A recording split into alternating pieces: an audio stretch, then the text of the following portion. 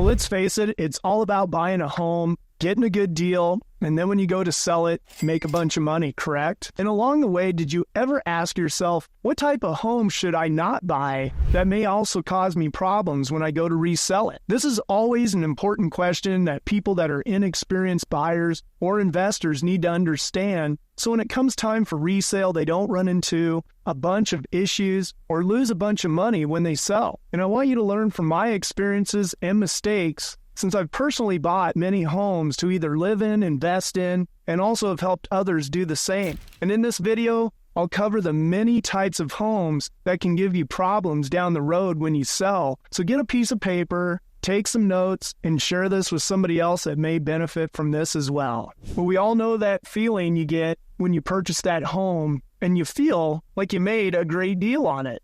And first off, maybe it's an older home that you bought, and because we like a deal on those older homes, especially those built, say, in the 1960s, those homes usually used galvanized steel piping, and these pipes were always prone for rust, and they corrode over time, and as it happens, it can lead to low water pressure, clogs, and worst of all, leaks, and even major leaks. And take it from me, to fix an old plumbing system is not cheap at all. The only real solution here is you'll have to replace those pipes in their entirety, and if doing so, this will cost you thousands of dollars. And now even in homes that were constructed in, say, the late 70s to the mid-90s, those homes used what was called polybutylene piping, which is a type of plastic piping that breaks down easily with water chlorination and can flake chemical residue into your water supply. And what was a cost-effective option back in the day can definitely turn into a costly repair today. And basically, if you see that type of plumbing or galvanized, you may not want to buy that home due to the expense of the repairs you'll have to make when you go to resell that property. And those home inspectors, they're going to point out those issues, and they may cause those buyers to move on to another property if you didn't correct this through the years of owning that home. So just keep it in mind, if you currently have a home with this type of plumbing, have the expectations there that there may be issues come inspection time. Now on to our next home. Let's talk about that home with foundation issues. This is a big one, my friends, and not a good one if you don't understand this issue. I've personally bought these types of homes, and I understand what's needed to be done to correct them. And if you miss the things on these homes, you could really get upside down really fast repairing these issues. Or even if you totally overlooked it and you go to sell the home, you will have to more than likely fix those foundation issues to sell that home, as a lot of buyers, they don't even want a credit on this. They usually want that repaired before closing. Now, homes with foundation problems, they usually have cracked walls, uneven floors, doors, and windows that won't close properly. And hopefully you had an inspector or even your agent at the time point out some of these problems up front as possible signs to be aware of before you purchase that property. Now, one key sign is horizontal cracking on a basement wall or any large cracks, just in case you haven't seen what the damage looks like in person. Now, that doesn't always mean there's foundation issues, but you should always get a structural professional to look at that home before you actually purchase that property. Now, some homes with structural or foundation issues are so messed up that it'll always be an uphill battle trying to get that home what we call plumb again. So keep that in mind, as structural repairs can be anywhere from a few thousand to tens of thousands of dollars, obviously dependent on the extent of the damage. And trust me, as someone that deals with this type of issue, if you're not a seasoned pro with a team of good contractors, you may want to avoid these types of homes with foundation issues altogether. And if you think you can get by when you go to resell this type of property, you may want to think again, as these are commonly called out by home inspectors, and of all things, these issues cause the most reasons for borrowers to back out of a transaction, as they just hear the word foundation issue and they get scared before they even get anyone to look at it. Now on to another home that you may have issues on resale if you purchase this type of home, and it's a home with a poor roof structure or a flat roof. Yes, if you're inexperienced and you're looking at this type of home that has a flat roof, there are many things you need to understand. Now, flat roofs through the last few years have been a trendy thing, but they do come with their own problems. First off, flat roofs are not really designed for heavy rainfall, which really makes them unsustainable for climates with heavy rains and snows. And due to the lack of the slope, the draining can become an issue with flat roofs as opposed to the more common gable roof. Now, this can lead to all kinds of water damage to the home. Flat roofs are also susceptible to damage in the case of high winds. Now, a gable roof, that can channel the wind downward, but flat roofs, they tend to get more of an upward force from high winds, and flat roofs also absorb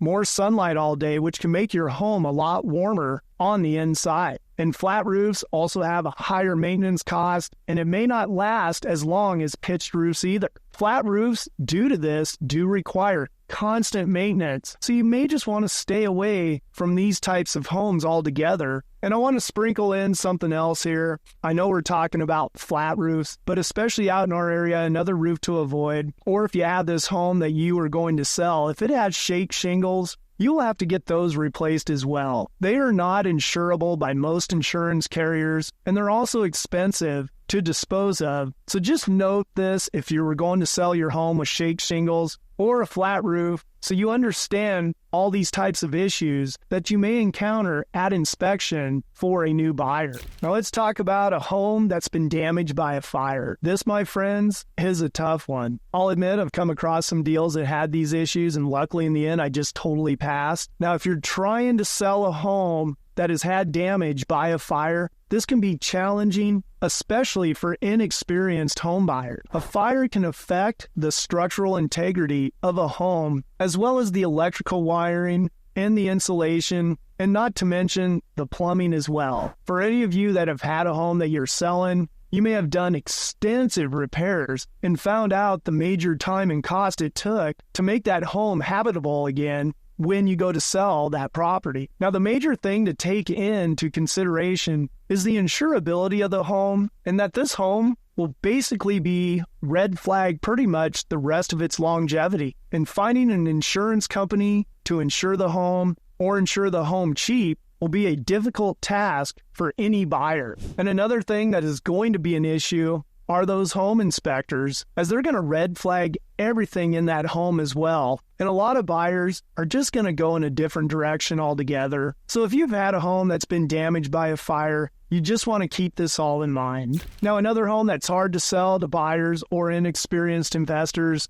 are homes with old, outdated electrical system. Now, homes usually between 1965 and 1973 are more likely to have what's called aluminum wiring than other homes. Aluminum wiring is considered a fire hazard, and it's no longer up to code. The way that aluminum expands and contracts can lead to electrical arcing, which is a huge fire hazard. Aluminum wiring can be expensive to update, but it usually will need this done, as some insurance companies will have issues, and most new home buyers, they'll need this resolved before closing as well. A few ways this can be done can be with what's called Alumicon wire connectors that connect aluminum wires to copper. This method, it's effective, but not always the best way to remedy this issue. Now, another way, and it's a huge expense, is to replace your whole home with copper wiring, but that can cost you a few thousand,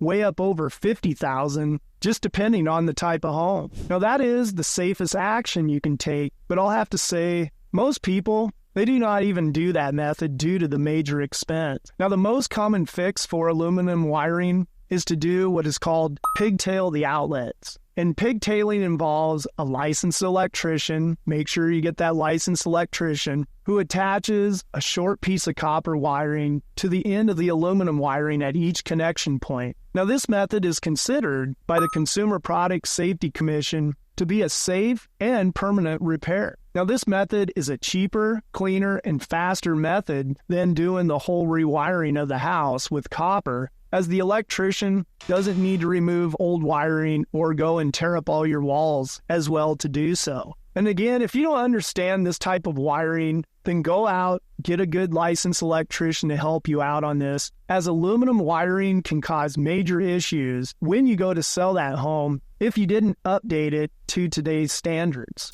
Now, if you're selling a home that's located in a floodplain, that's another tricky one. Now, maybe you're out there and you found this great property in a great location, but then you find out it's in what's called a flood zone. And usually that's a breaking point for a lot of people. Flood insurance, depending on what zone you're located in and such, can be very expensive with a high deductible. And even the counties or the cities can make you build accordingly if you're updating anything to that structure. So it is always an ongoing issue if you're in a floodplain. And a lot of buyers, they don't consider this additional expense up front. And flood insurance, it's always mandatory if you're getting a loan on the property. So they may, or they usually will, bail on the transaction due to the additional financial constraints of all this. Now up front, if you have questions if a home's in a floodplain, you can always search that address on the FEMA website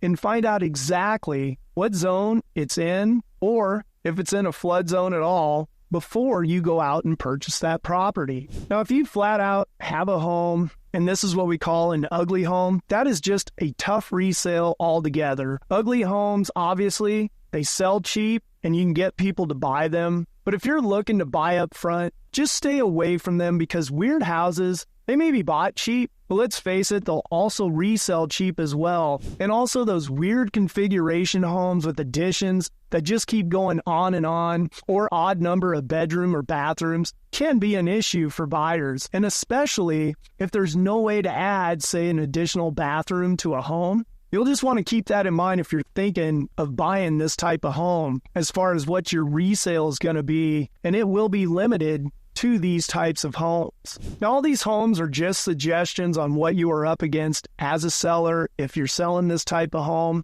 And if you're buying either to occupy or you're an investor, then I want to add this from my experiences, and please comment below to add your suggestions too that you have.